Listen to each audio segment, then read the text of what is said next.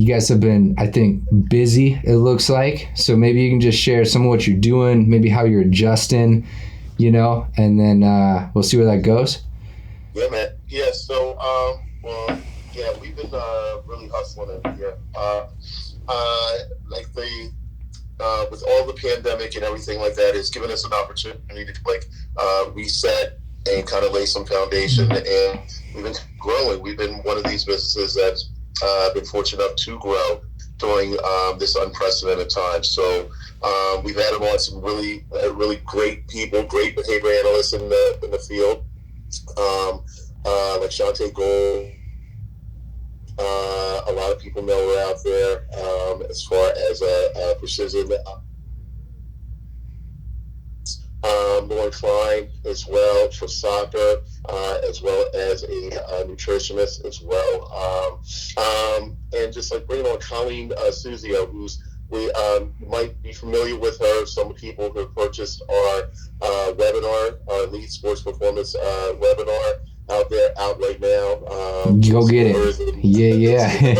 Shameless plug. She's coming on as our training and supervisor coordinator. So we have a great new program as far as not only providing supervision hours for students, but also professionals looking to expand their repertoire in delivering ABA services, especially in the sport, health, and fitness. So yeah, I think I'm missing a lot of people. If I am, please forgive me. Yeah. But really, we've assembled like a 92 dream team here. Nice. And people are fighting to see who's Jordan on this team. It's really talented. Really, just it amazes me. Just looking around at the talent that we have on the squad. Yeah, dude, did you watch that Netflix The Last Dance piece? Oh, of course. I watched it 2 times over. Dude, yeah, I'm about to queue up my second time around. It's so good, man. It's so good. Yeah. It's one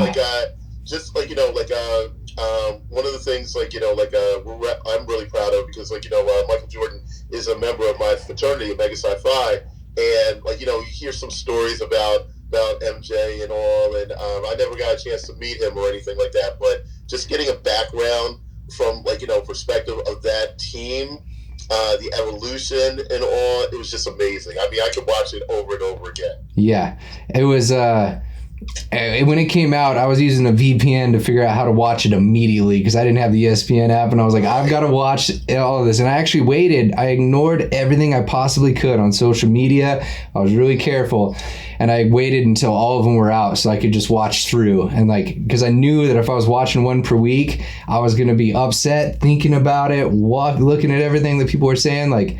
As a basketball fan, man, it was I was the Kobe era, and not a Jordan fan, man. I was originally, I was into the Jazz when I was really young, and he was whooping on the Jazz.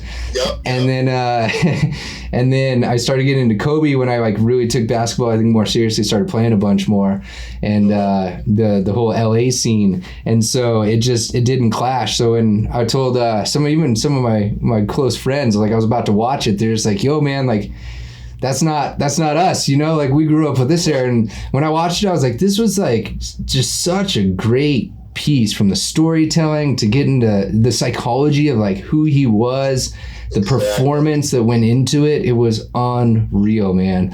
So you know what, the biggest take that I got from that, I remember when they were they chronicled the shift between when he retired the first time and went to baseball. And Terry Francone, at the time, I think was his manager for the White Sox, the former manager for the Red Sox, and all, great manager and all.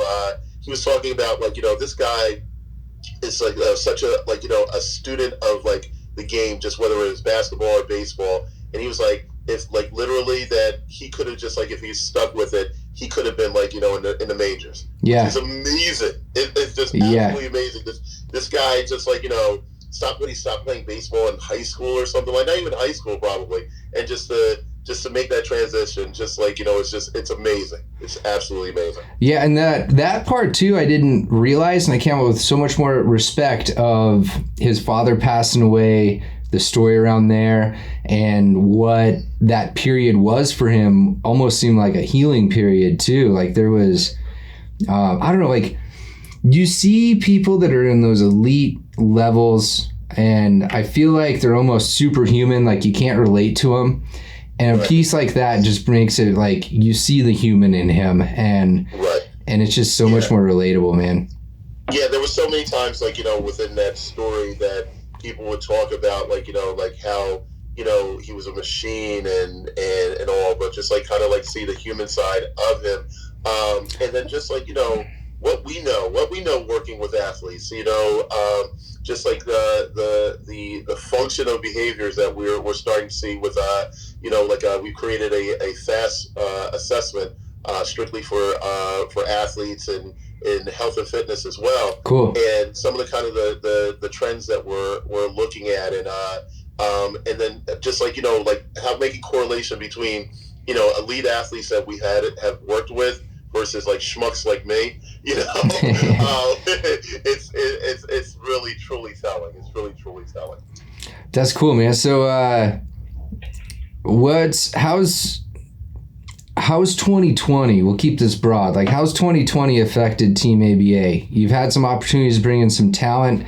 Sounds like you guys are relentless in as you have been, right? Since I've met you all, and just like keeping it going.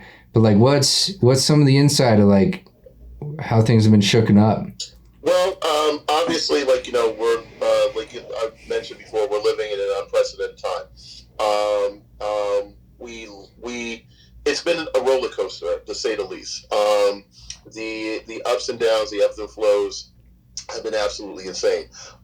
So, we started we launched our health and fitness division, Team ABA Wellness, and in January, boom,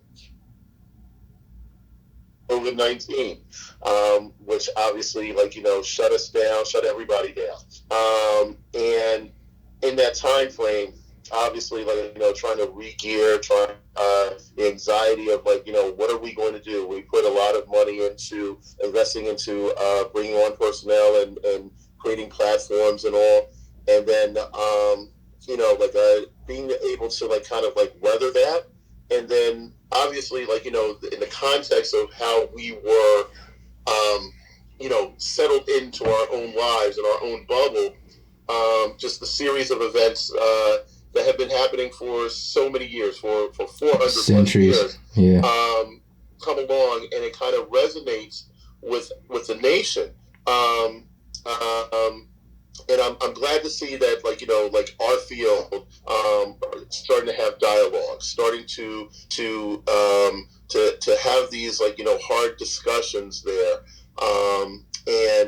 And obviously, like, I was fortunate enough to be featured on Matt Koria's behavior observation special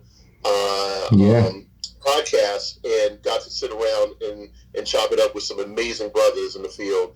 And, like, just from that, getting their perspective, and like, my perspective is completely different from, like, others and all.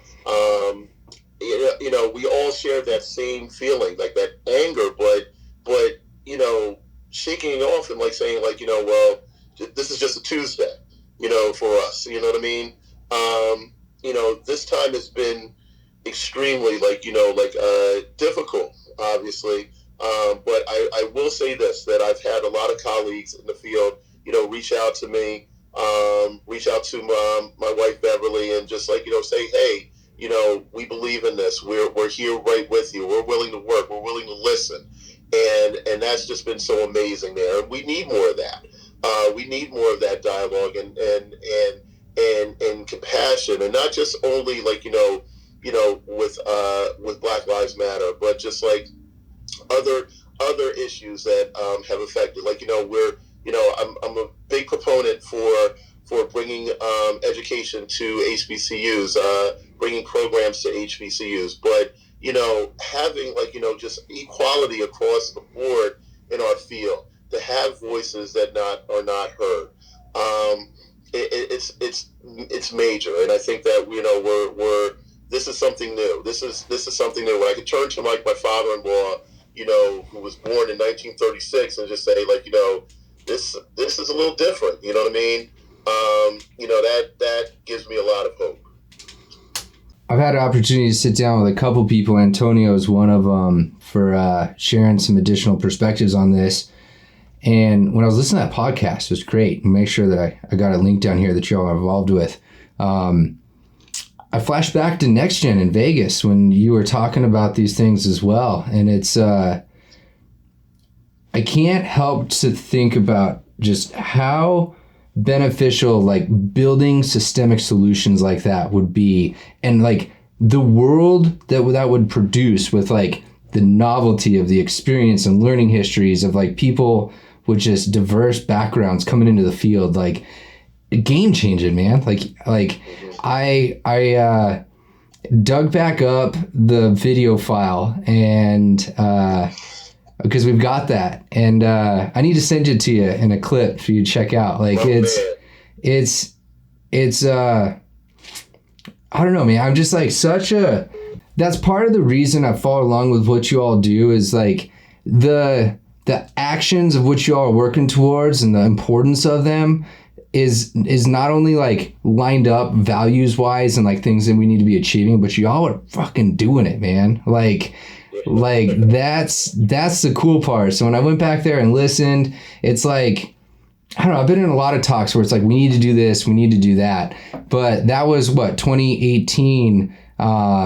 So it's been 2 years. Y'all are still grinding. You're bringing more people in. You're starting more services, right?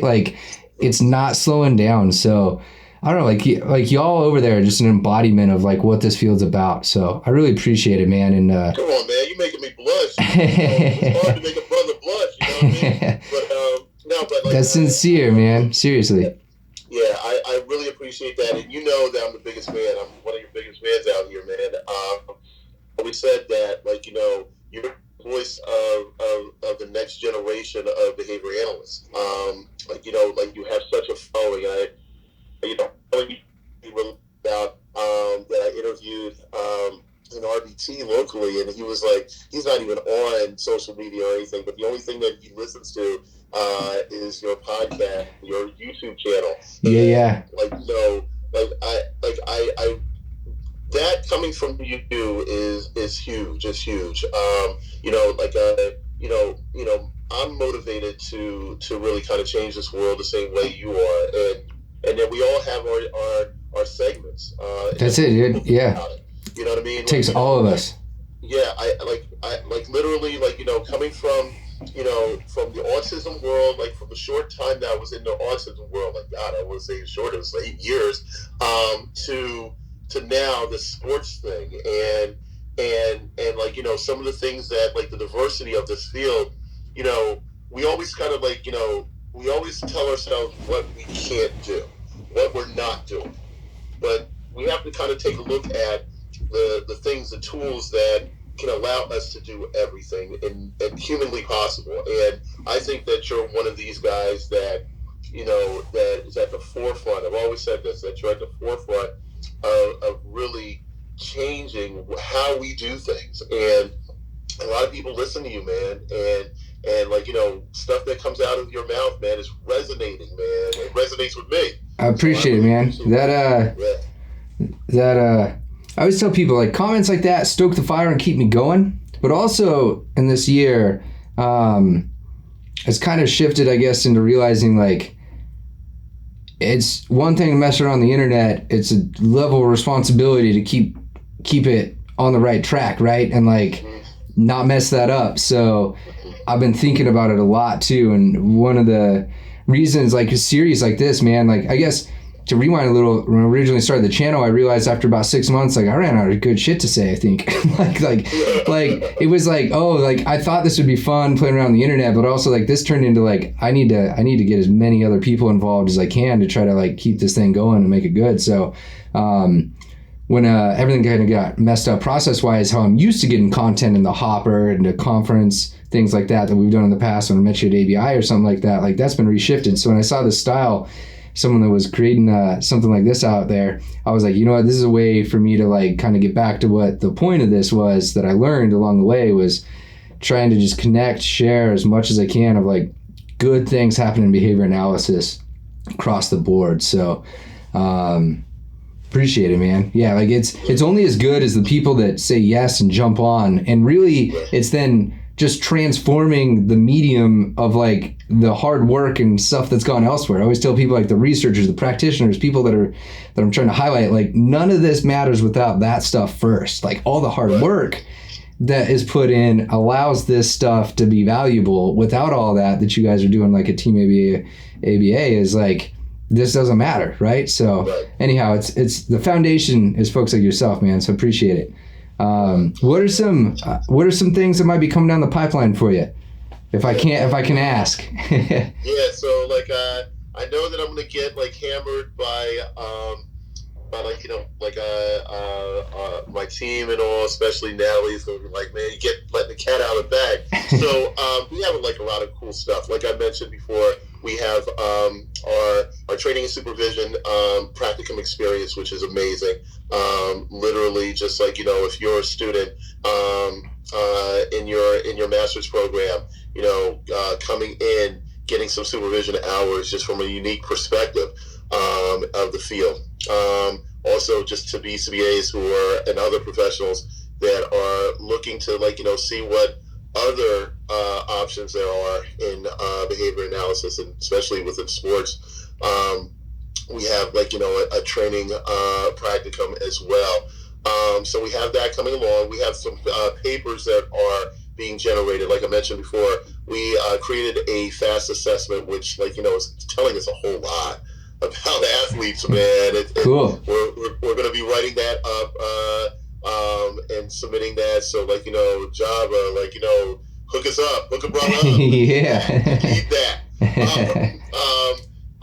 One of the things that, like, you know, like my wife Beverly, Natalie Parks, Dr. Natalie Parks, and Ryan Sane from Sitecore are working on is like a lot of good work with the police out there, training, developing curriculum, and really, like, you know, like some really cool stuff there. So, you know, that's coming along just a little bit outside of Team ABA, but it's like, you know, the Kirby family. Yeah, you know yeah. I mean? And then, like, you know, like me personally, like this crusade, man. You know, like I'm a proud, you know, alumnus of HBCU. And, you know, I'm talking with some really cool cats out there, like Antonio Harrison, Nick Green.